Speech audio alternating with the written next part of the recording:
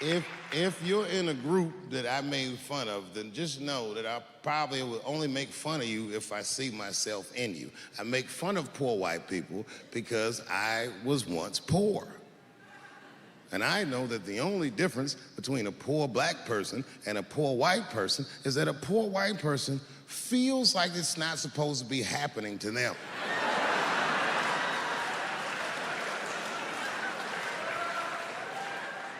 Everything else is the same. I know what it's like to have a cold house. I wasn't allowed to touch the thermostat growing up without asking my father. And it would be fucking freezing in the house. I'd be like, Dad, please, can I please just turn the heat up to like, I don't know, 32, nigga? It's really cold.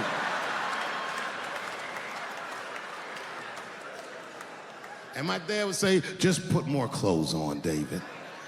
Got all three of my outfits on, nigga. When you look at me, I'm freezing up here. And he said, just don't think about how cold you are, David. And I said this, I didn't say it to him, but I said it in front of him so he could hear it. I said, I fucking hate being poor. And my dad got really upset. He didn't scream or holler, that wasn't his way. He just threw his newspaper on the floor and he said, David, David, David, you are not poor. He said, poor is a mentality. He said it's a mentality that very few people ever recover from. Don't you forget it, son. You are broke.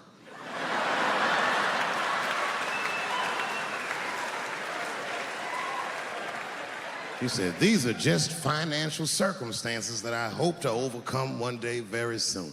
And I said, well, Dad, whatever you want to call this, it's wildly uncomfortable. There was a big dance coming up in the middle school. I was 12 years old. I said, Dad, can I go to the dance? He said, of course you can go to the dance. I want you to get out and meet some more kids. I said, great. It costs $3 to get in. And my dad said, ooh. Sorry, son, I don't have it. I was like, what the fuck? You don't have $3? Well, then how are we alive, Dad?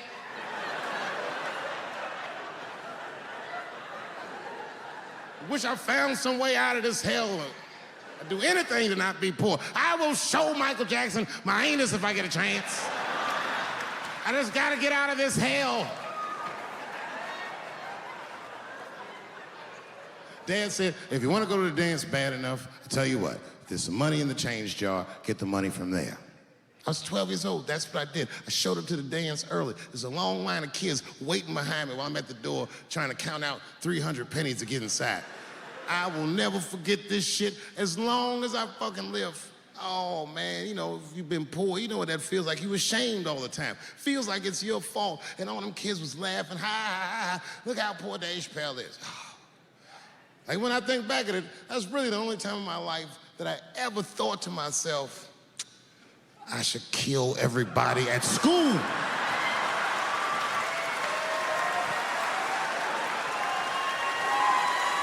Thank you very much, everybody, and good night. That's why I don't go out no more. Just trying to chill. I'm just trying to live a peaceful life. That's why I live in Ohio. You know, I live in a little town in Ohio. It must be like 3,700 people, small hippie town. Culturally, it might feel like Ann Arbor to you. You know what I mean? Just a bunch of hippies and shit like that. And niggas always ask me, like, Dave, why you live in that hippie town? And I'd be embarrassed to tell them the truth. But you know why I live there? Because Yellow Springs, Ohio has the most beautiful women in the world. And a lot of people might disagree with me, but you gotta see them for yourself. They're gorgeous. But it all depends on what you're into, you know what I mean? I like white bitches with dirty feet.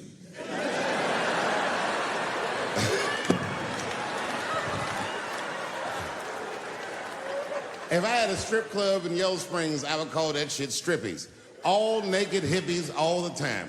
And I'd only hire girls with long titties and long vagina hair that looks like they slept on it. And I would keep a pile of dirt right next to the stage. I come back, bitch, get your feet in that dirt and get up there and give those people what they came to see. Chalk up, bitch.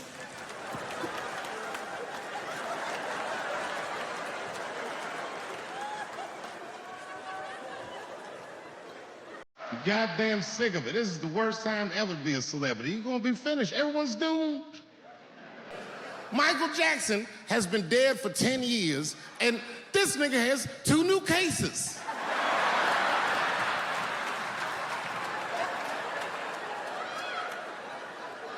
And if you haven't watched that documentary, then I'm begging you, don't watch it. It's fucking gross. I felt like HBO was sticking baby dicks in my ears for 4 hours straight.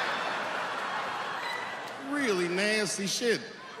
I don't want to know all these things. Turns out, Michael Jackson allegedly likes a long gander at the anus. So they said he stares at people's buttholes. That's what they said. That's how gross the documentary was.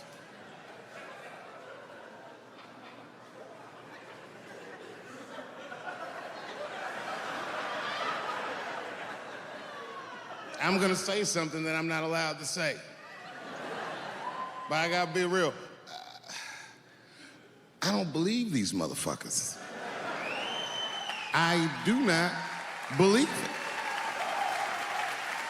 But let me qualify the statement.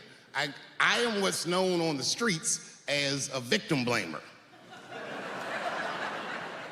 You know what I mean? If somebody come up to me like, Dave, Chris Brown just beat up Rihanna. I'll be like, well, what did she do?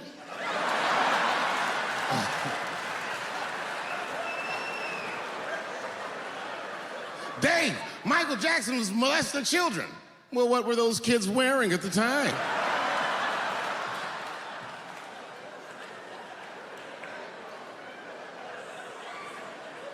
I don't think he did it.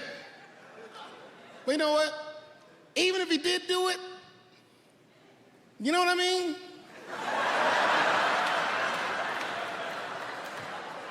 You know what I mean? I mean, it's Michael Jackson. I know more than half the people in this room have been molested in their lives. But it wasn't no goddamn Michael Jackson, was it? This kid got his dick sucked by the king of pop. All we get is awkward Thanksgivings for the rest of our lives.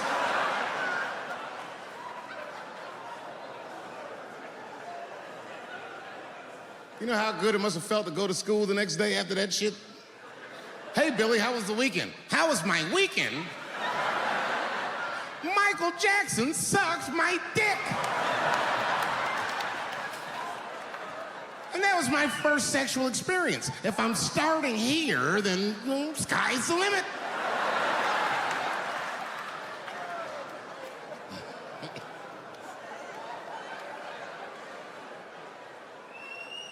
I know it seems harsh, but man, somebody's got to teach these kids. There's no such thing as a free trip to Hawaii. He's gonna want to look at your butthole or something.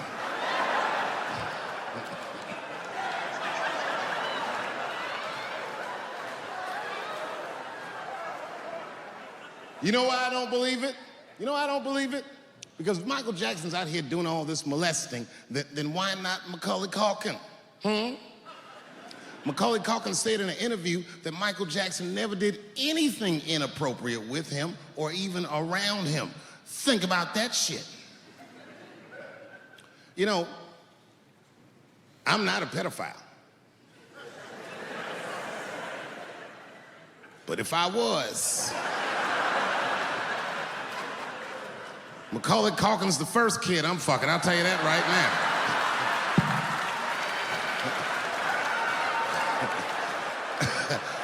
I'd be a goddamn hero. Hey, that guy over there fucked a kid from Home Alone. And you know how hard he is to catch.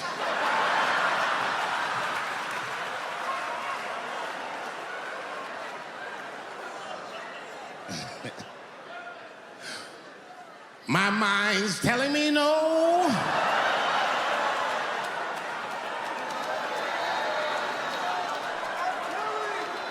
Okay, R. Kelly is different. She's like, good jokes, what is this shit? Come join me in my watery grave. No, you gotta roll your throat. Join me in my watery grave.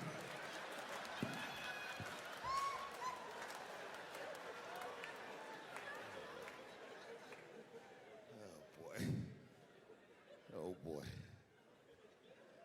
I've been married a long time. I have, man. You know, I talk a lot of shit about my wife, but I love her very much. In fact, you know, you guys wouldn't believe this about me. I'm a jealous husband. It's true. Yeah, let me tell you something. One time I thought my wife was cheating on me. Yes, nigga, yes. That was one of the worst days of my fucking life. I couldn't take it. And I'm embarrassed about it now, but I can talk about it. You know what I did? It's fucked up, but I did do this. I waited. I waited for her to fall asleep. And when I waited a long time, she's Asian. I couldn't tell if she was asleep or not. I was looking at her.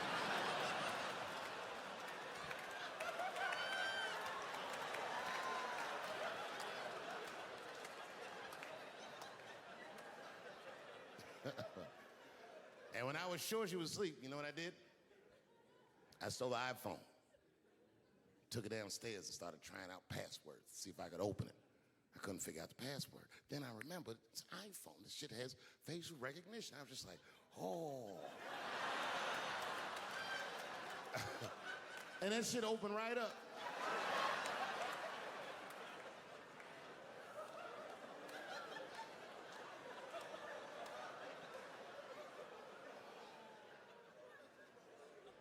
And I saw a text message in there from a fella named Earl. I don't know anybody named Earl.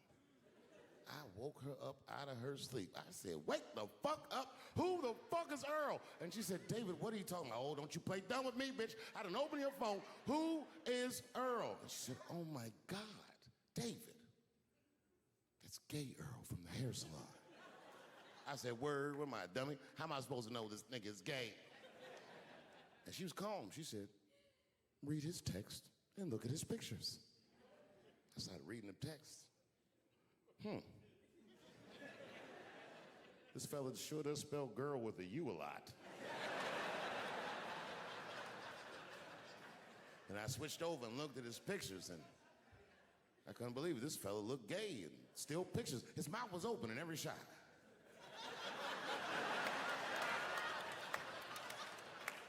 And then I knew she was telling the truth.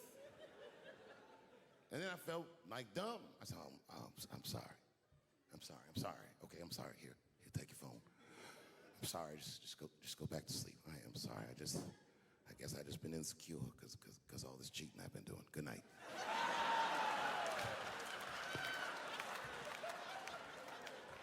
And she didn't let me leave. She said, well, since you want to wake a bitch up, and then she pulled my phone from under her pillow. I said, what the fuck? She said, who is this bitch in this picture? I said, how'd you open that phone? She said, it was easy, nigga. All I had to do was mash my nose and go like this, and it opened right up. I said, what the fuck?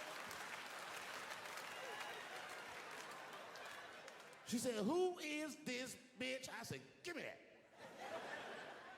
Oh, girl, relax. That ain't no bitch. This is my friend, Deborah.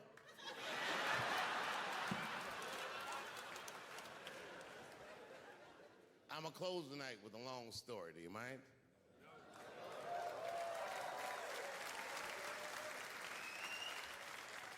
All right, it's a long one, so pretend that I finished, because I gotta go get a cigarette, all right? I'm not done, but just act like it. I would prefer staying in since we're acting. Thank you very much. Good night.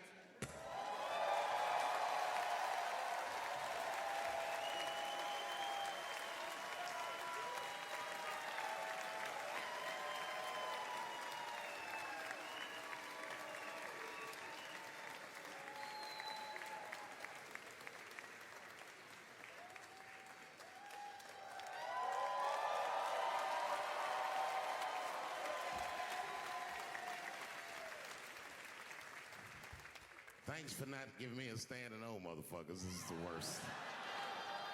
It's all right. It's all right. I just wanted to smoke. You like that, don't you? I'm serious. This one time racism saved my life, man. I was on a plane. I was coming from overseas, and I don't know how this guy got a machine gun on the plane, but he stood up, man. He said, "Everybody, get on the fucking ground. Nobody look at my face." I started freaking out. Because he was Chinese, I was like, why is he talking like that? He was screaming and crying. I was the only brother on the plane. Well, I thought I was the only brother. I looked over, there was one other black dude. He was from Nigeria. I looked over at him, he was looking right in my face, man. He didn't say 2 words to me, he just looked at me, he was like...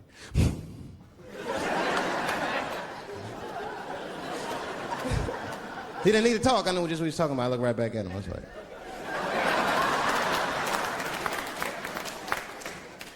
Some white dudes on the front of the plane seen us, they were like, "Oh my God. I think those black guys are gonna try to save us."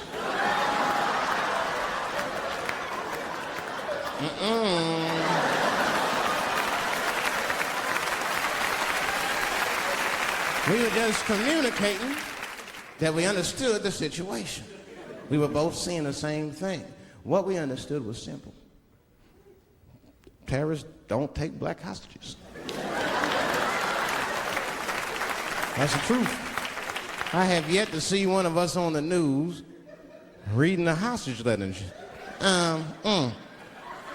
They is treating us good. We all chilling and shit. I'd like to give a shout out to Ray Ray and Big Steve and send some Newport.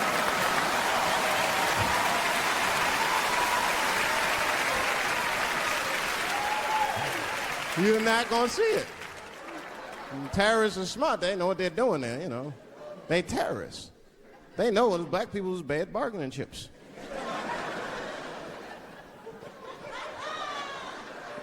They called the White House. "Hello? We have got 5 black... Hello?"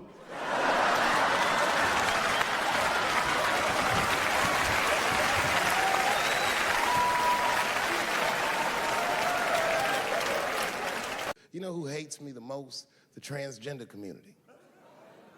Yo, yeah, these motherfuckers. I mean, I didn't realize how bad it was. These motherfuckers, I was really mad about that last Netflix special.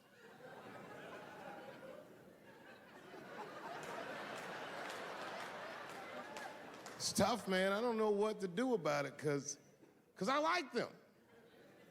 I always have. Never had a problem with them. You know, just fucking around. As a matter of fact, I think I make fun of everybody, and I mean, as a group of people, they have to admit, it's kind of fucking hilarious, man. I'm sorry, bro. It's like, I've never seen somebody in such a hilarious predicament not have a sense of humor about it. They're born feeling like there's something other than they're born as, and that's kind of funny, you know? I mean, it's funny if it's not happening to you.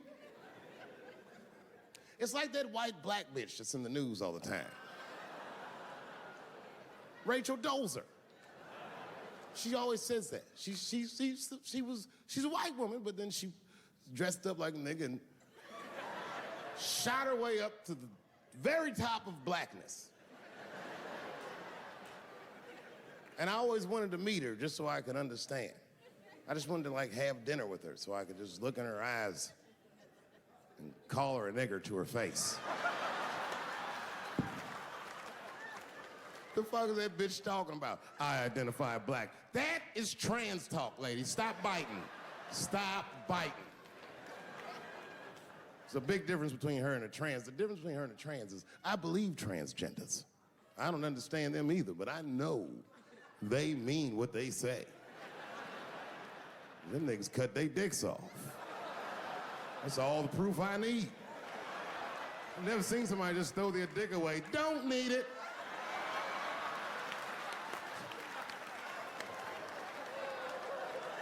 I don't understand, but I believe you and I support your decision, motherfucker.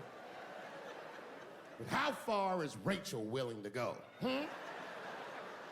What is Rachel willing to do so that we blacks can believe that she believes she's actually one of us? Bitch, are you willing to put a lien on your house? So that you can invest in a mixtape that probably won't work out?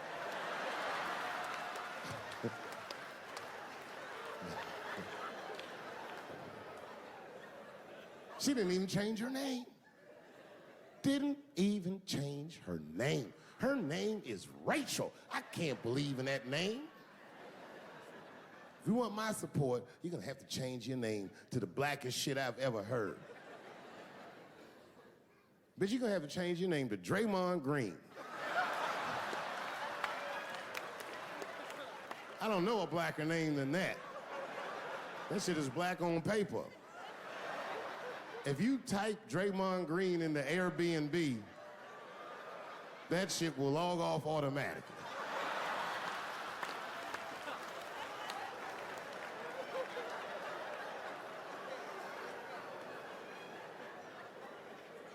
You know, people get mad, bro. It's too fucking much. I got a lot of things to talk about tonight. First of all, I've stopped smoking weed. With black people, you didn't let me finish, motherfuckers. God damn. I'm sorry, black people, to break the news so publicly, but I can't smoke with you anymore. Every time I smoke weed with my black friends, all you talk about is your trials and tribulations.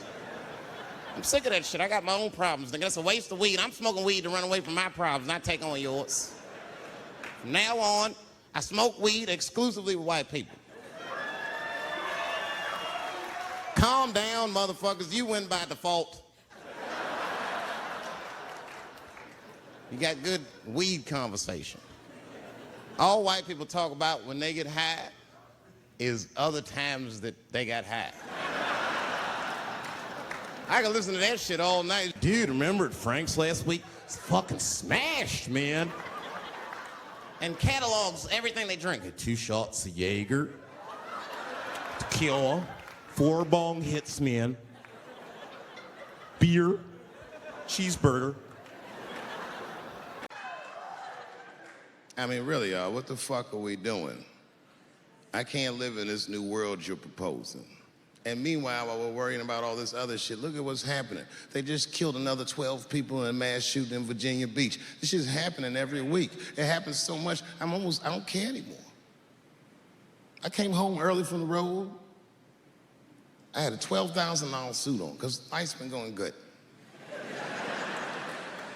And I got home early, and dinner was cooking. You ever come home when dinner's cooking? Doesn't that smell good? And my son saw me, and he was like, Dad's home. And he got up from the table and ran over to give me a hug, but he had chicken grease all over his face. So I stiffed on him like, yo, my man. Wash these threads, son. This is an expensive suit. I don't want you to get the chicken grease all over me. And he was like, what the chicken grease? Dad, this is duck.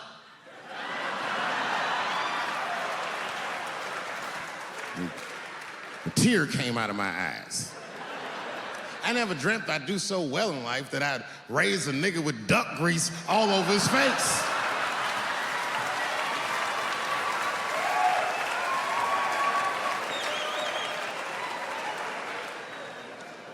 And we sat down, we just talked about everything. I was telling my wife about how my shows were going, and I told her my trans jokes, and she was like, oh, I hate that joke. And you know why she hates the joke? Because she's Asian. But you know what I mean? I don't make that face at the house unless we're really fighting.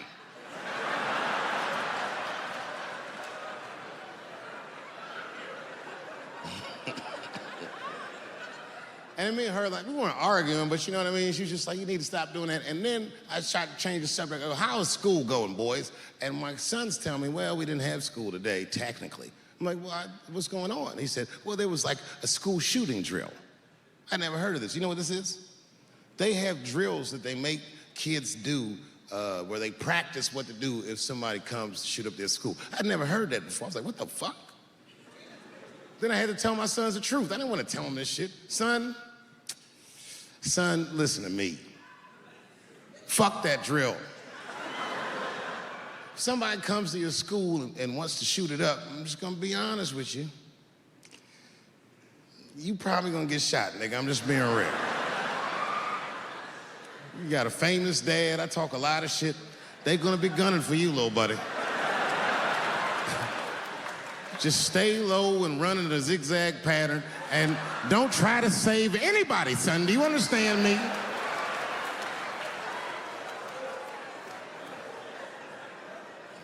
Why would you have kids rehearse for some shit they have no control over? All you're doing is training these kids to worry. It's the stupidest drill I've ever heard of. And while you're in there training them during these drills, well, aren't you training the shooter too? This nigga's in here listening and learning like the other kids. Sit in the back. Where are we supposed to meet?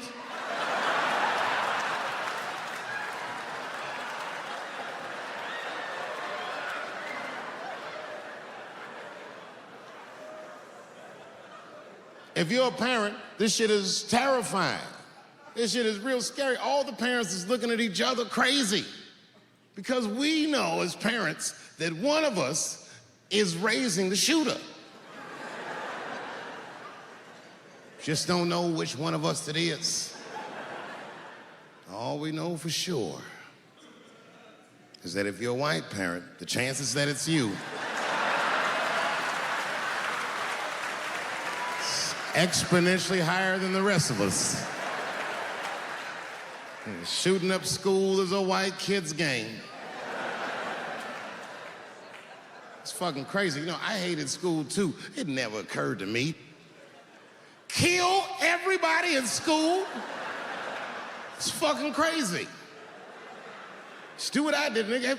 Try some things. Have you skipped school, nigga? Skip school.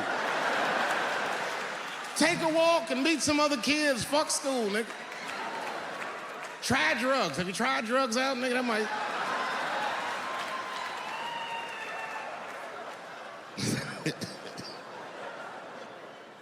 Some scary shit. I've given this a lot of thought. I don't see any peaceful way to disarm America's whites.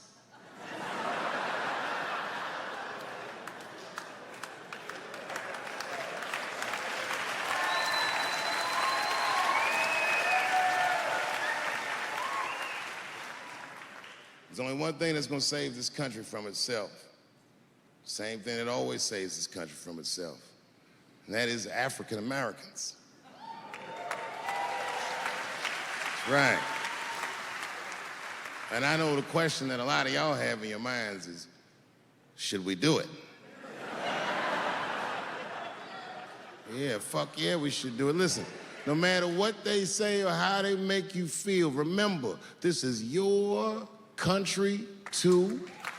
It is incumbent upon us to save our country.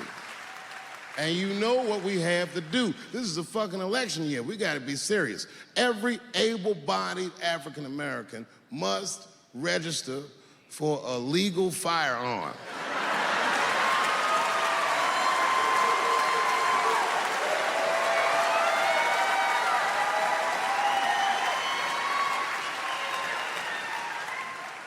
That's the only way they'll change the law.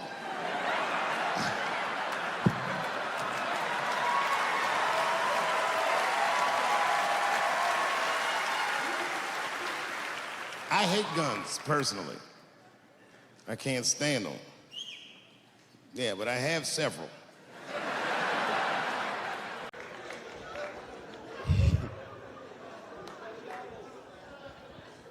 I had a terrible time in Disney World. Disney World is like a whole nother country anyway. They got their own currency. That shit is ridiculous. As soon as I check in the hotels, welcome to Disney World, Mr. Chappelle. Can we interest you in some Disney dollars? Nah, man, I'm cool. You can't buy weed and pussy with Disney dollars, nigga. I'm on vacation. I like them greenbacks. I like them greenbacks. You know what I'm saying? It's the kind of money people spend. People is very particular about that. I saw that. That was one of the main stories from the war. Was the first big thing we did was they said, now that Iraq has been liberated, we have managed to take Saddam Hussein's face off of the money. And I'm not gonna lie, when that press conference came off, I was like choked up. I was actually proud to be an American because that is a very subtle psychological nuance of oppression to have a dictator on your money. And it's thoughtful to be able to take that motherfucker off for the goodwill of another person, right? But then I thought, well, if you could do that for Iraq, what about our money, man? Our money looked like baseball cards with slave owners on it.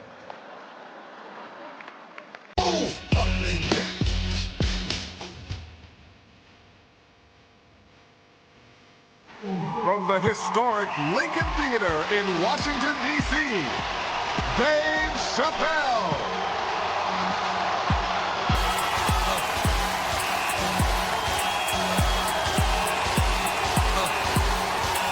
Thank you. Thank you, thank you. Oh, yeah. Oh, yeah. All right. Oh, really? Boy, that'll make it good to come home, boy, I swear. I know, man. It's been a while. It's been a while. DC's different. I've been gone, man. It took me years to be able to do this show, boy. DC has changed. It's different now.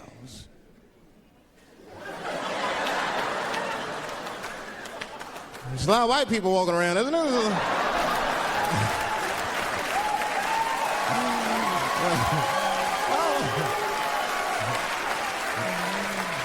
I mean, I left D.C. in the 80s. It was not like this in the 80s when crack was going on. Remember when crack was going on? White people be looking at D.C. from Virginia with binoculars and shit. Well, that looks dangerous. Not yet. New white people. You can't scare these white people. I tried. Roll up on them. Boo! The hell is wrong with you?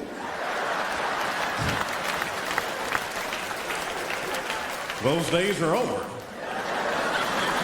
I'm glad that, that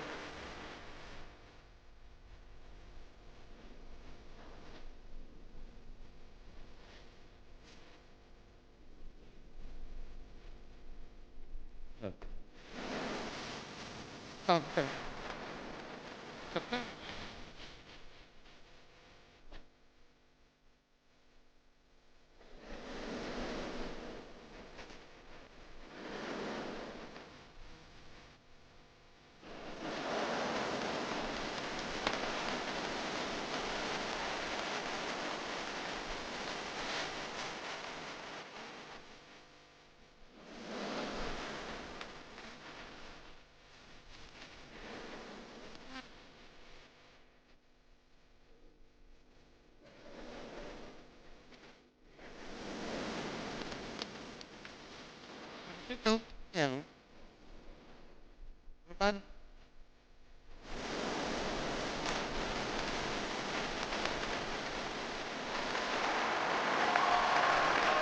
I mean, that's when that white friend comes in handy. Uh-oh, Ernie, you want to get this one? Come on now, come on now. Do something. So black people are very afraid of the police. That is a big part of our culture. No matter how rich you are, how old you are.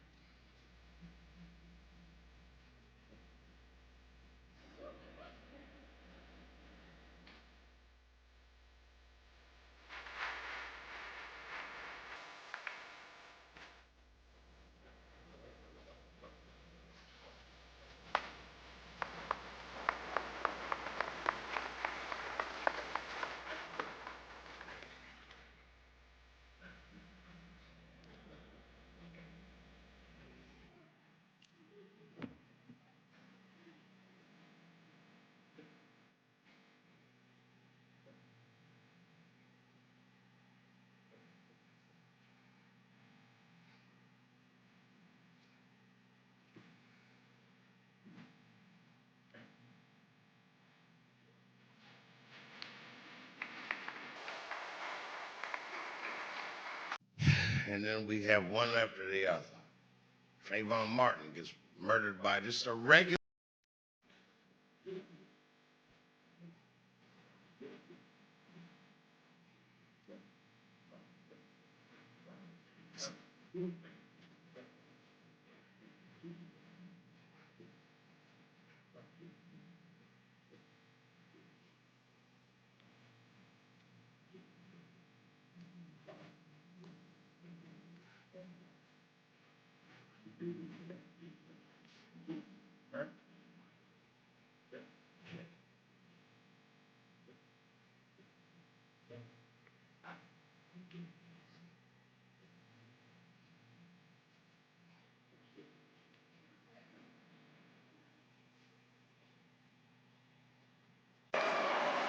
I'm not a drug guy at all, right? But I am in show business, you know what I mean? So I've been to every kind of party. Now I'm gonna be honest with you, I smoke weed, but I don't consider weed a drug.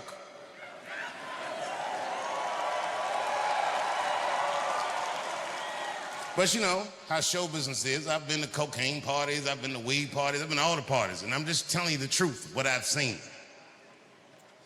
Coke bitches are way prettier than weed bitches are. I be looking at weed bitches like, damn, bitches, you sleep in those clothes? The fuck's going on with you? No energy in their face. They don't wear their bra all the time so the titties be sagging. Get your dick out of my face, man. That's how weed girl sounds. Not gonna suck your cock, man. My mouth is dry as a bone. You ever get some weed head? Feels gross, doesn't it? Feels like a cat sucking your dick. Like, what kind of... How do you not have any moisture in your mouth? Bitch, go wet your whistle and try again, would you? Drink some water. Yuck. Yuck.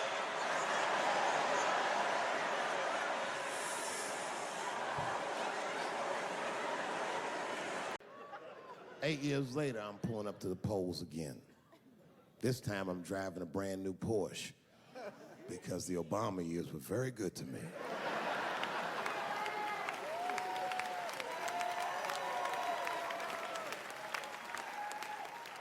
I was early voting, and when I parked my car, I figured out something that it would take the rest of the country another week to figure out.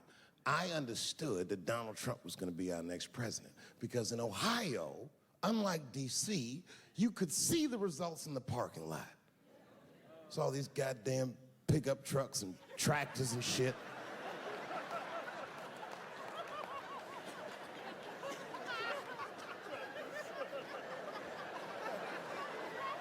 And then I walked up and I saw a long, long line of dusty white people.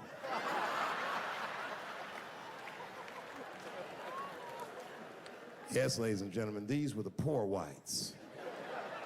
And I must tell you, I've never had a problem with white people ever in my life. But full disclosure, the poor whites are my least favorites. We've gotten a lot of trouble out of them. And I've never seen so many of them up close. I looked them right in their coal-smeared faces. And to my surprise, you know what I didn't see? I didn't see one deplorable face in that group. I saw some angry faces and some determined faces, but they felt like decent folk. No, they did. In fact, I'm not even lying, and I didn't sound fucked up, but I felt sorry for them. I know the game now. I know that rich white people call poor white people trash. And the only reason I know that is because I made so much money last year, the rich whites told me they say it at a cocktail party.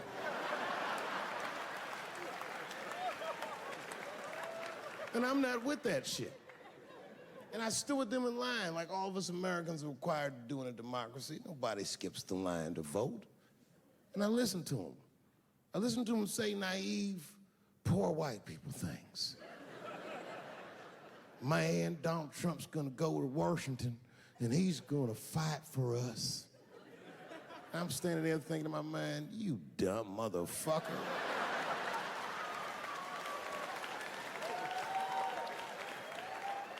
You are poor. He's fighting for me.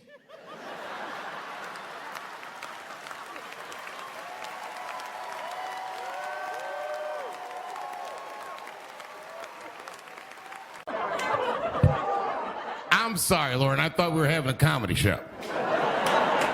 It's like a woke meeting in here.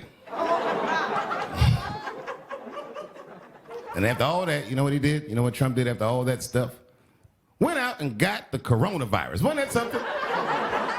You know, when he got coronavirus, they said everything about it on the news. But you know what they didn't say? That it was hilarious. It was hilarious. Trump getting coronavirus was like when Freddie Mercury got AIDS. Nobody was like, well, how did he get it?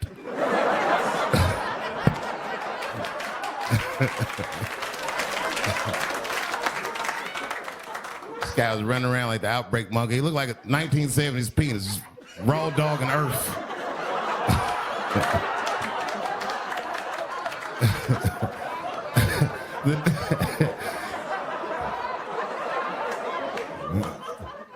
Day after he made fun of Joe Biden's mask, this guy wears the biggest mask I've ever seen, which is a ridiculous thing. Joe Biden's mask wasn't any bigger than anybody else's mask, Mr. President. Lucky for the rest of the country, though, he had a good health care plan, didn't he? Some good coverage. Helicopter picked him up. Right in his front yard, helicopter came. Remember that video where he was walking to the helicopter all by himself? No one to be around. Usually he's walking to the helicopter with a bunch of people. No one's around him this time because, you know, he had the Rona. Had his mask on then, didn't he? He was walking over.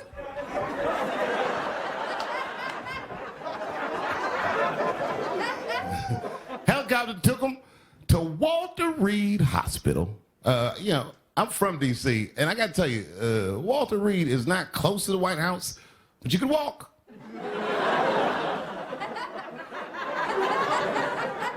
Team of doctors was waiting for him. All the doctors came around and gave him experimental medicine and stuff and flew him back home in a helicopter. And then he walked right up the steps. You ever see this video? He took his mask off and saluted the helicopter and then walked right in the house, killed 4 more people. I said $700.50 in taxes goes a long way, doesn't it, sir? You know, and I was on stage not too long ago. I was in Syracuse, New York. Yeah, well, yeah, for Syracuse, but the show didn't go so good. All because I was talking about Bill Cosby a little bit. Not a little bit, I'll be honest. Talked about him for like maybe 25 minutes. And a woman stood up in the back of the room and she screamed out, "You are a fucking asshole for saying these things." I know. Instantly, I felt, you know, like bad. Not bad about what I was saying. I just felt bad, like, oh, that's too bad she doesn't like the show. I didn't realize it at first.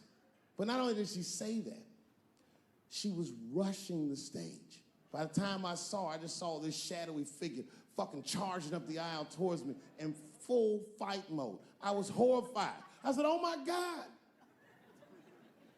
I'm gonna kick this bitch in the face.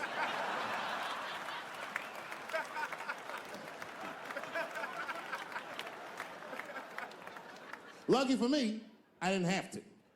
Security tackled her, but it was a really fucking horrifying scene.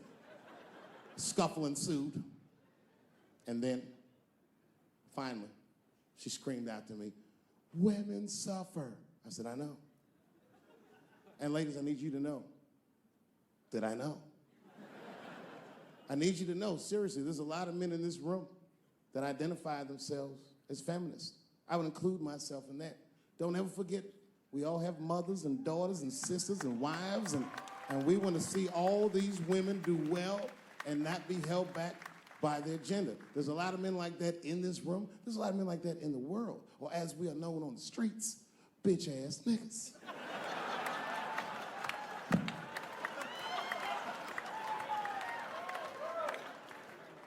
But as this woman was wrestling and screaming at me, I started to take offense. And I'm gonna be honest, race was involved. She was a young white woman. Well-intentioned, but it's like not thinking it all the way through. Bitch, how the fuck are you going to yell at a black man about discrimination? She didn't get it. She just kept going. Women suffer. I know. Women suffer. Same team. Women suffer. I know. And this is where she went too far. We suffer just like you. Slow your roll, bitch.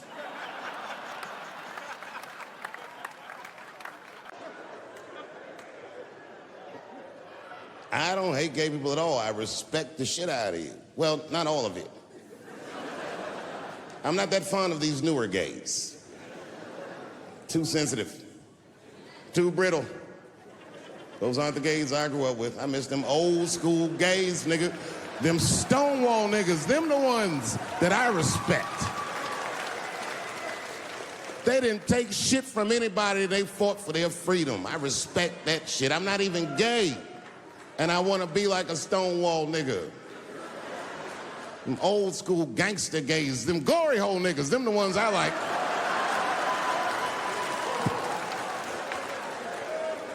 These new gays don't even know what the glory hole is. It's a hole in the wall the gay contractors built. You wanna know why they put that hole in the wall? I'll tell you, and there's no nice way to say it. Because when they wanna have some fun, they will put their penises in that hole and hope for the best. I respect that shit. There's a lot of courage on both sides of that hole, nigga. I'm not even gay, and I want to try that glory hole out.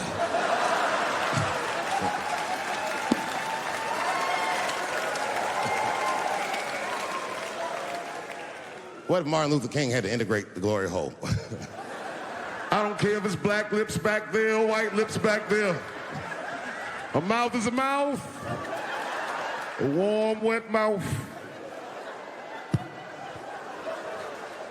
I'm going all the way.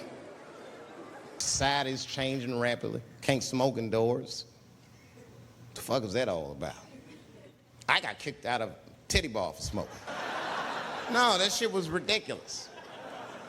The stripper did it. The stripper came up like, your smoking is a health risk for me. I don't want to work in this kind of environment. Bitch, you have your gonorrhea-infested pussy in my face. You started it.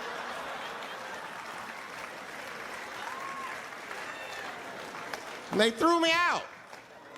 It's the dirtiest place I've ever been thrown out of. And just to give you an idea of what I mean by dirty, lap dances at this place, $3. It's fucking disgusting. And at the same time, who could pass up a sale, son? It was $3. Of course I did it. It's only 12 quarters. Said, I'll break a 5 for that. I've never seen somebody work this hard for $3. This lady must have been a throwback to the Great Depression. She was all over me. It's the first time I ever told a stripper to get off me. All right. Yeah, thank you very much, miss. Thank you. That'll be all. That's enough. Hey! Hey, get off of me! Whatever happened to lipstick on the collar, lady? I have a shit streak on the middle of my shirt. How the fuck am I gonna explain this when I get home? Huh?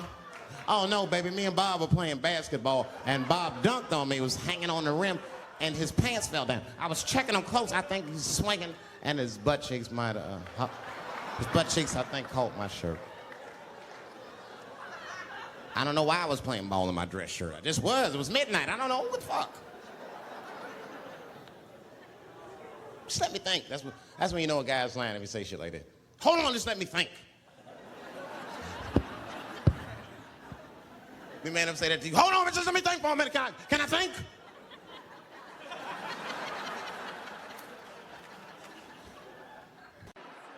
Oh my God. But there's a more important reason that I would stop doing comedy right now. And this reason is the real reason that's been percolating, and it really is the crowd, not you. I'm talking about the crowd on the big stage. It's too hard to entertain a country whose ears are so brittle. Motherfuckers are so sensitive, the whole country is turned into bitch-ass niggas.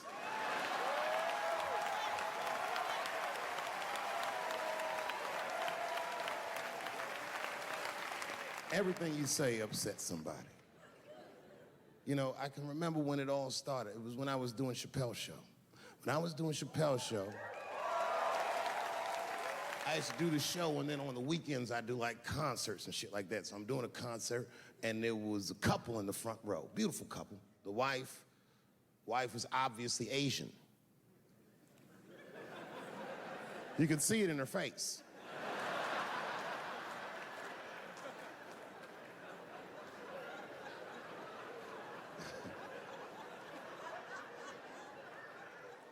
The husband, this motherfucker was mysterious, to say the least. Couldn't quite pinpoint where he was from. Caramel-colored fella, very nice hair, but he could have been from anywhere. Bangladesh, Mexico. I can't guess with a nigga like this. All I knew for sure about this guy is that his wife was a bitch. I could see that in her face, too. No, he was laughing and having a good time, and she was scowling at me at a goddamn comedy show. I couldn't figure it out. And then I realized at some point that she was pregnant, and I was smoking on stage. I said, oh my God, that's probably why she's mad. So I started to put my cigarette out, but then she hit me with one of them fake non-smoker calls.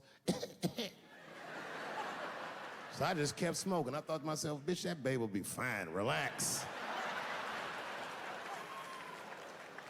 And I tried to break the tension. I just asked her. That's all I said. I go, hey, where are you guys from anyway?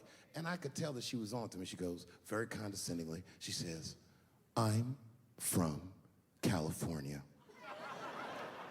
If you're asking my ethnicity, I am Chinese. And her husband was just cool about the shit. He was like, I'm Mexican, bro. I said, well, I'm sorry if I offended you by asking, but you're a very beautiful couple. And miss, there's no question that you're gonna give birth to the hardest working baby this world has ever seen.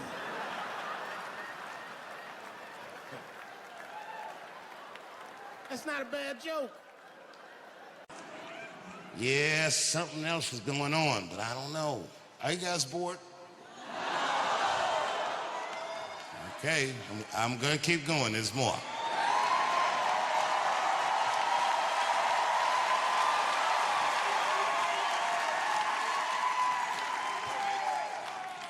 I hate conspiracy theories, but I'll tell you one about, well, and this is not even a theory. This part I know is a fact.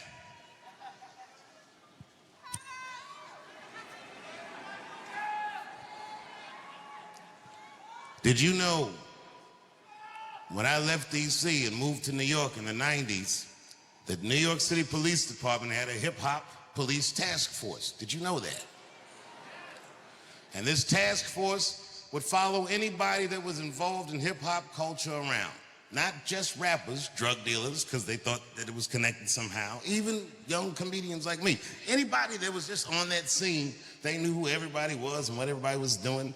And back in those days, I used to go to nightclubs, but sometimes I'd go to a club and the lights would be a little bit different. And I didn't notice, but the OGs would pull me aside and be like, careful in the club, nigga. They got the FBI lights up. Which meant that the lighting was strange because the party was under surveillance and they were just telling me to watch my back. And you know, I wasn't doing anything wrong anyway, nigga, just having a good time. Now, did you know that that task force was invented originally to follow just two people around? Those people was a guy named Christopher Wallace, AKA the Notorious B.I.G.,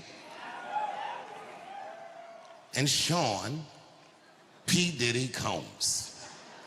Now, why is that?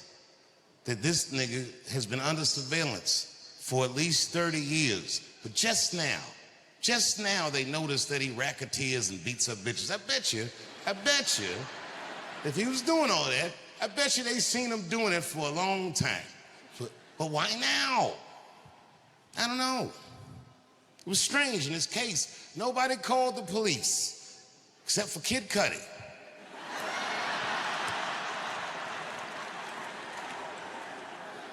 And everybody called Kid Cudi a snitch.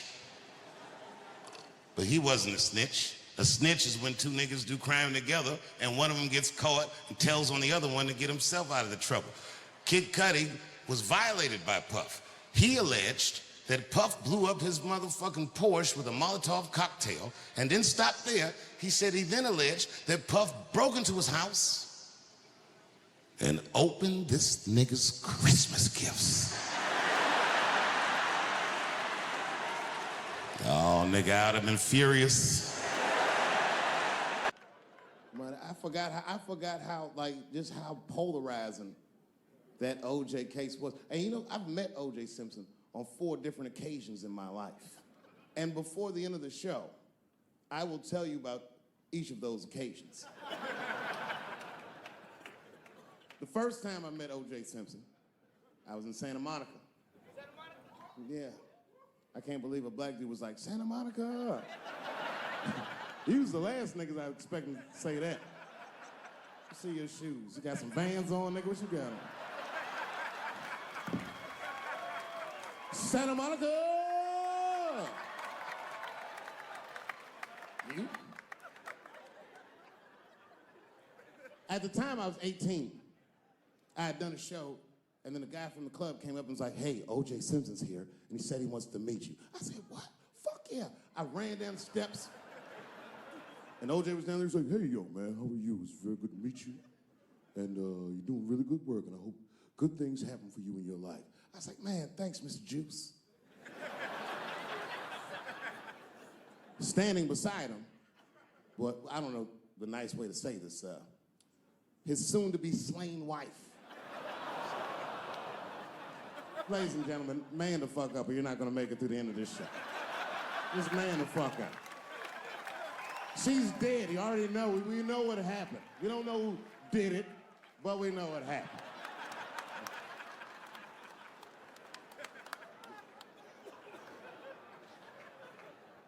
I should tell you that woman was very nice to me. She actually embraced me.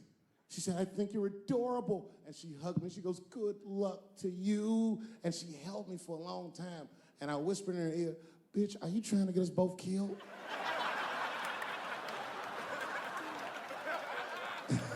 I'm just kidding, I didn't say that. But that was the first time in a nutshell.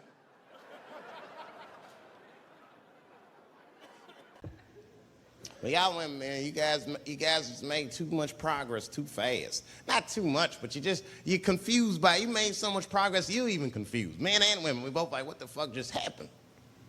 Because women got all this money now, but they still like women, like, oh, you never take me anywhere anymore. And the dude be thinking, bitch, you got more money than me, you never take me anywhere anymore. And at the same time, you don't treat a man like a man. You don't cook, you don't clean, and you don't do anything a motherfucker says. You tell a motherfucker what to do. I see women doing this to men all the time. Come on!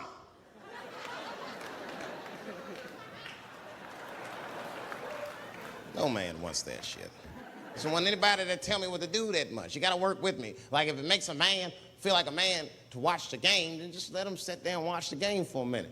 And if he happens to look over at you while he's watching the game, don't look at him all mean and make him feel guilty about watching it.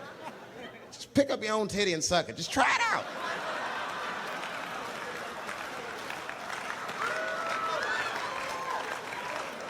Every famous person I've ever met, I asked him to play that club. I seen Mick Jagger from the Rolling Stones at a party. I asked that, I said, yo, Mick. I said, Mick, you gotta come to Ohio and play my club. And he was into it. He was like, all right. He said, all right. I like playing clubs.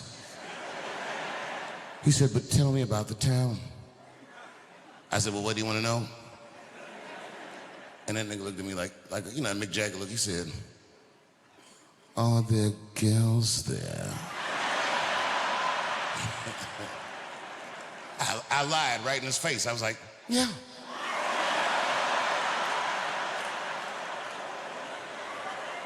He knew something was wrong. He's like, no.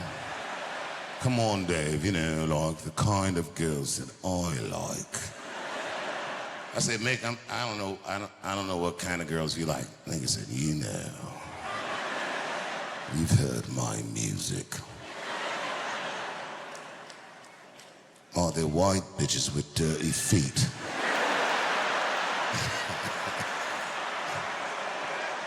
I said, Mick, you are going to love this place. Mick, these bitches will put a ring around a public pool. Dirty hippie pussy, that's what I'm dealing with. Legend has it, he was in front of a convenience store, hanging out with his cousins, having a good time, and a white woman walked out of the store, and he thought she was pretty, and he said, "Bye, baby," not realizing that he had just made a fatal mistake.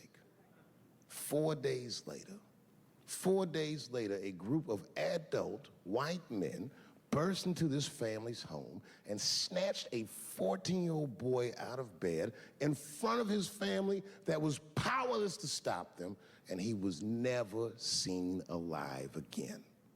His name was Emmett Till. They found his body maybe a few days later. It was in a creek, tied to a wheel so it would sink, horribly beaten and bloated. Hideous. And lucky for everybody in America, his mother was a fucking gangster. She was.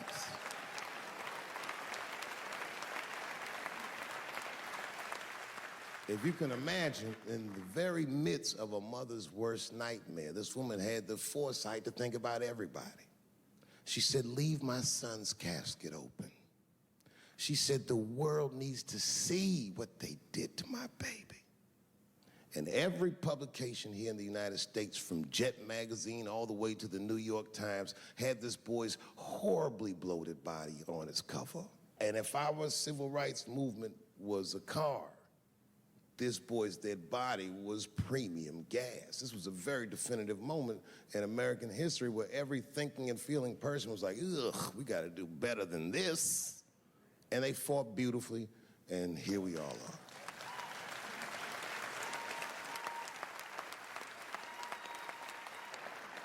And the reason that I bring that up tonight and why it's relevant now is because less than a year ago, the woman that he allegedly whistled at admitted on her deathbed that she lied in her court testimony. And you can imagine when we read that shit, we was like, ooh, you lying ass bitch. Was furious. But that was my initial reaction. And initial reactions that we all learned as we get older are often wrong or more often incomplete. They call this phenomenon standing too close to an elephant. The analogy being that if you stand too close to an elephant, you can't see the elephant. All you see is its penis-like skin. You gotta step back and give it a better look. And on stepping back and thinking about it for a few moments, I realized that it must have been very difficult for this woman to tell a truth that heinous about herself at any point in her life, even the very end. And I was grateful that she had the courage to tell it before she left this world, because it's an important truth and we needed to know. And I said to myself, well, thank you for telling the truth, you lying ass bitch.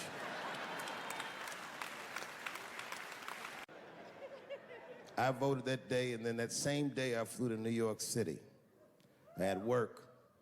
That night I was in a comedy club in New York, and I said to an audience almost exactly what I just said to you. And I didn't know that there was a journalist in the room. And this journalist wrote an article. The headline of the article said, Dave Chappelle is an avid Donald Trump supporter. Yeah, I had no idea the paper said that. And you know how I found out? My wife called me from Ohio the next morning in a goddamn panic. David, what the fuck is going on in New York? I said, I'm being good, but what have you heard?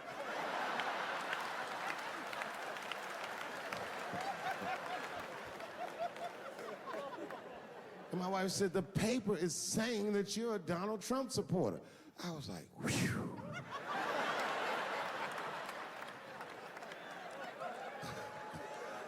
I said, don't worry about that shit, baby. Nobody in their right mind would believe that. And she said, no, David, people believe it. And then she started reading the comments to me. Oh, they were terrible. All these black people calling me all kinds of Uncle Toms and shit. I should tell you, buddy, this is a very serious allegation from one black to another. I was incensed. Uncle Tom? How am I Uncle Tom, nigga? You the one that reads the Observer? Anyway, all this shit goes down, and Saturday night rolls around, and now Trump is the president, and I'm hosting Saturday Night Live.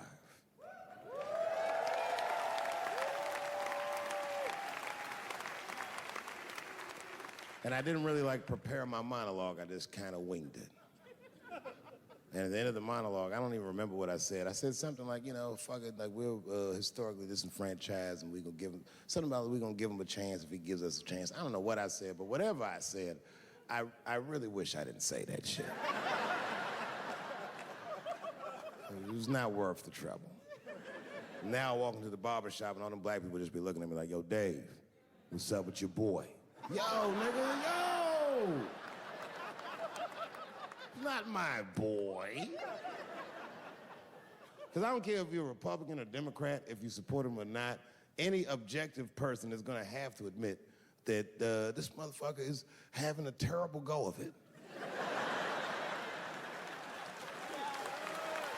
It really is. We've had presidents before that have done bad jobs, but this shit is worse than a bad job. It's scary to watch. Holy shit, it's like seeing a crack pipe in your Uber driver's passenger seat.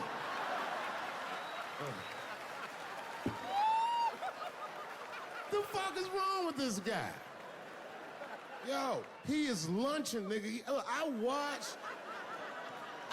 watched Donald Trump in a press conference, and this motherfucker had all the media gathered, and this nigga literally asked the media to their face to stop finding shit out. I was like, yo, this motherfucker is bugging. And then, I'm not even making this up, his lips started sweating. His lips. Have you ever seen a motherfucker's lips sweat? What the fuck is wrong with this nigga's lips? It's like if you're on a plane, right? Yeah, it's way easier to talk in Saudi Arabia.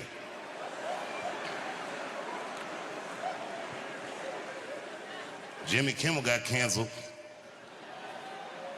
Let me tell you something, too. Not only did they cancel Jimmy Kimmel, this guy Carr that runs the FCC had the nerve to say that Kimmel, if he wanted to get back on television, I don't know if Carr said this or somebody said this, they said this nigga has to pay Charlie Kirk's Turning Point USA Foundation money to get back on. Now, think about that. No, think about it. Elon Musk bought the election for Trump because the Supreme Court said that money was free speech. So you can spend your money however you want to speak.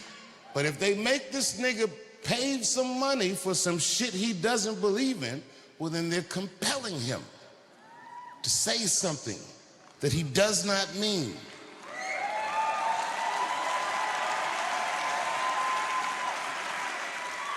And 6 million, oh, excuse me. Listen, I made a lot of money. But I'll take money from Saudi Arabia any day, just so I can say no over here. It feels good to be free. And I know that the people in Saudi Arabia can't say all the things that I was allowed to say, but a deal's a deal, and the king said that I could say these things. So I looked at it like I was on a diplomatic mission. I gotta bring pussy jokes to the Middle East. Because they got all that pussy over there and they can't even talk about it.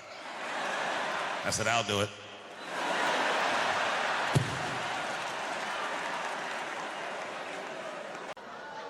Place is insane. But you know what I like about San Fran, and the reason I picked this city to do my special is because of all the major cities in America, somehow people get along here better than anywhere else I've seen in the country. That's right. That's right. And I always admired San Fran for that. And today I realized how you did it. Put all the niggas on the other side of that bridge. There's nothing, this shit ain't happy on that side. You leave San Francisco like, bye, thanks for coming to San Francisco. Come back in April, we're having a sale on Birkenstocks. As soon as you get to the other side, welcome to Oakland, bitch. Click, click.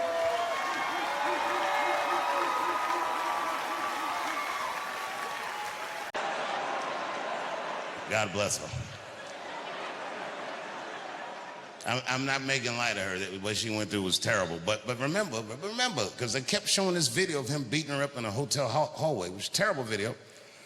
But he wasn't on trial for that.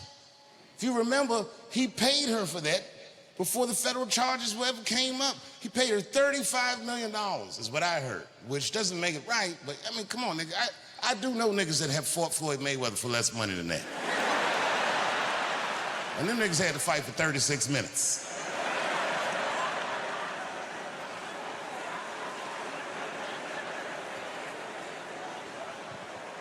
But Cassie is a gangster. She did something that I wouldn't wish on my worst enemy. She had to testify about her sex life. Boy, that's tough. God save us all from that. Anything you say about sex publicly is gonna sound bad. Even if you're talking about fucking your wife face to face. If the judge is like, tell me about did you fuck your wife face to face? Yes, Your Honor, I did. But what, could you describe the account? Well, yes, I looked at her in her cold, bored eyes, and then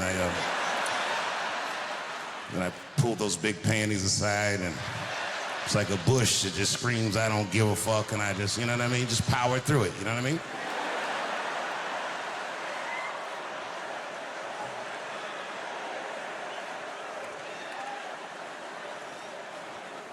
Cassie had to do way harder than that. Them questions, they was asking her all kinds. Did Sean Combs pee in your mouth? I was like, oh my God. She didn't hesitate. Guess Your Honor, he did. I'm sorry.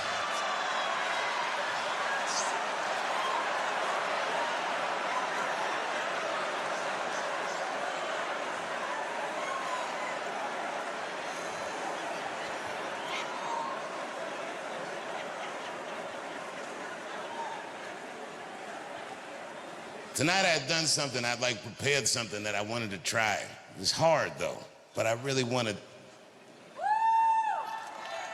It's the longest closer in the history of my career. I'm gonna do it, but boy, this is gonna take a lot of focus. So please don't yell out and distract me, just enjoy it. No, it's hard, you know, like, look, man, closing the show is everything. And closing the show in DC is very important. So tonight I'm gonna do 2 different closes.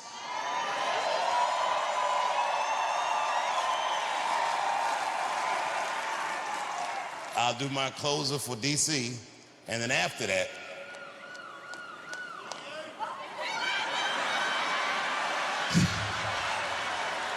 this bitch screamed like a car alarm. Did you hear that? Did everybody else hear that? Jesus Christ. All right, and then after that, if I can get to it, I'll do my closer from Saudi Arabia.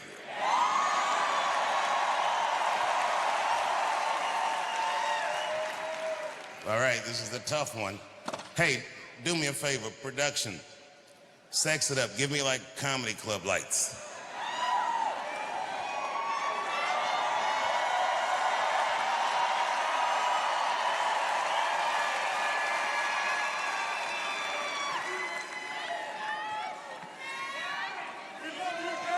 I love you too.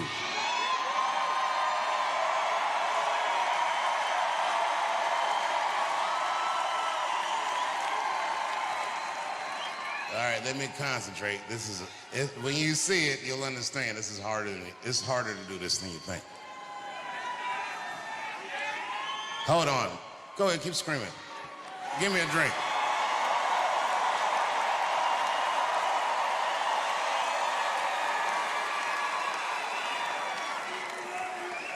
I love you too, homie. Listen, I say this hoping that this brings somebody in this audience peace. I really do mean what I'm about to say. I know how it is right now. I understand how a lot of people feel. Turn your walkie down, champ.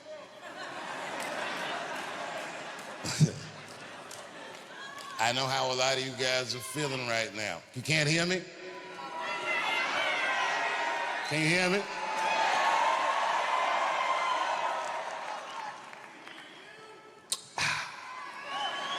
Got that Bill Cosby. It's not gonna give me much time.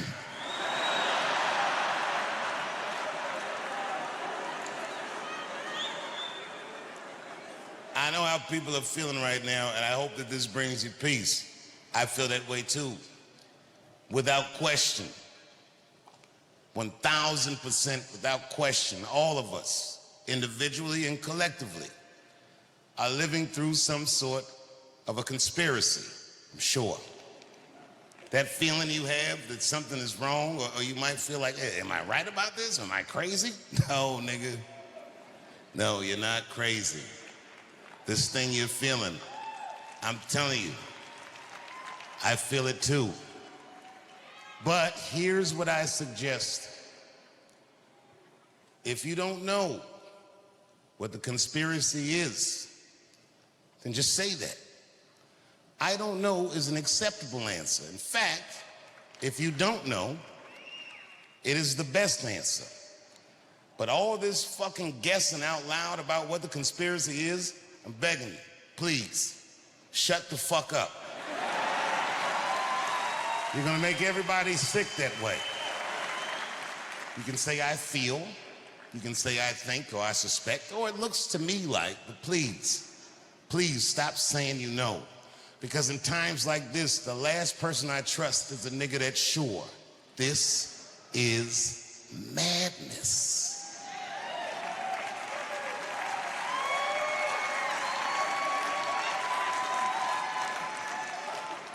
But here's what I think. Somehow this country went wrong. In 1910, I narrowed it down to a specific dude. It has something to do, and think about what I say later, not now. It has something to do with Jack Johnson.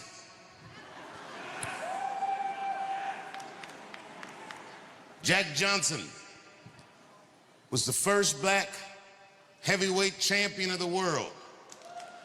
And the heavyweight championship, to this day, is the most prestigious title in sports.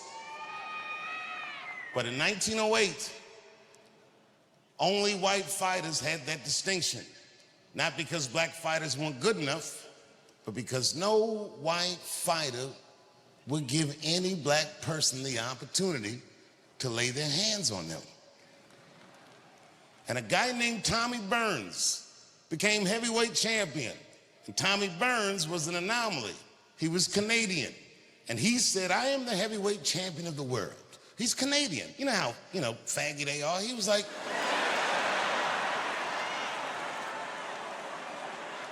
he said, I am not the champion of Canada. I am not the champion of white men. I am the heavyweight champion of the world. And I will defend my championship against all comers. And boy, Jack Johnson got the opportunity to fight for the heavyweight championship of the world, not from an American like he was, but from a Canadian. Now, you think that Americans would root for Jack Johnson because he was an American. No, this nigga was blacker than Wesley Snipes. Tommy Burns was at that time the shortest person to ever be heavyweight champion of the world. And Jack Johnson stepped in the ring and towered above him, and you know, he beat the fuck out of Tommy Burns in Sydney, Australia. And all the white fighters in America were like, you see what we mean? Fighting those goddamn dirty fighting monkeys. Before Tommy Burns, the heavyweight champion, had retired, there was a man named Jim Jeffries. And everyone said Jack Johnson's not the real champion. They said Jim Jeffries is the real champion. And it's a good thing he's not fighting him. He'll beat your black ass, Jack Johnson. So Jack Johnson called out Jim Jeffries. It happened first in London. Jim Jeffries was in a parade in London, and Jack Johnson's black ass stepped out of the crowd. This nigga was dressed to the nines. He was very articulate. He said, I say, old boy, I sure would like to give you a wallop. And Jim Jeffries just looking at him, what the fuck? And then Jim Jeffries was in a parade in Sydney, Australia, and Jack Johnson stepped out of the crowd again. I say, old boy, I sure do want to give you the old one, too.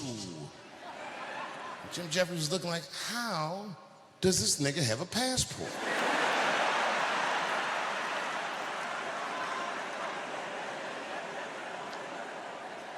Again, this was 1910.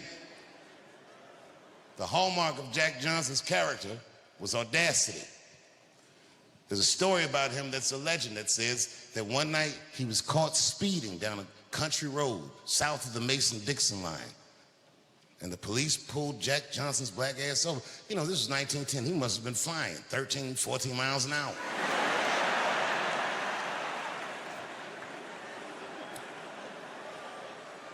The police stopped him.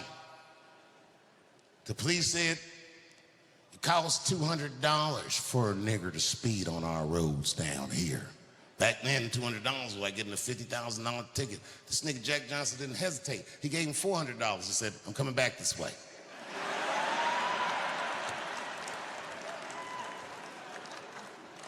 After months of persistence, Jim Jeffries relented, and Jack Johnson defended his title against Jim Jeffries on the 4th of July. This is where the phrase, the Great White Hope, came from. They were dying to find any white man that could put this nigga in his place. I'll tell you what, on the 4th of July, Jim Jeffries was not the guy. Jack Johnson fucked his ass up. And Jack Johnson did what they call in boxing, carried the fight, which means he could have knocked him out in the early rounds, but he didn't want to die. He wanted to make it look good, but when he got sick of it, because back then it wasn't no like 15-round fights. Niggas just fought till they couldn't fight anymore. When Jack Johnson got bored, put him away with a vicious right hook, and you see Jim Jeffries in the footage start to fall, but then the film cuts off. Because they didn't want any imagery of this nigga knocking out their hope. And on July 5th, all over the United States, there were riots, white riots, where they killed many black people to make sure that the rest of these niggas knew their place. Because Jack Johnson was the first black person to physically confront the color line and win. And here's the punchline. He didn't just leave the arena with his life. Jack Johnson had a very particular proclivity. He left the arena with his life and a white bitch. Let's talk about it. You see, Jack Johnson loved fucking white women almost exclusively. He would fuck white women. And man, the audacity of this nigga beating white men up and fucking their bitches. The black boxing world was elated. And every great black fighter celebrated Jack Johnson. And they came to Jack Johnson, they said, Jack, congratulations, can I get a title fight? And Jack Johnson, just like his white predecessors, said, well, I don't fight black fighters. I'm in the business of beating up white guys and fucking their bitches. And one after another, they lined up the great white hopes, and Jack Johnson would vanquish them all. In fact, In fact, it took an act of Congress to stop him. Congressman named Mann from Illinois came up with an act called the Mann Act. The Mann Act is the law that says it is illegal to take a woman across state lines for the purposes of debauchery. And my line of work, gotta know shit like that. Jack Johnson got tried, prosecuted, convicted of the Mann Act, fled the country, was on the run for years, and it ruined his life. And then finally, in 1946, he died in the United States in a car crash. But before he died, and this is one of my favorite quotes that any American ever said, he said, "I risked everything for my pleasure."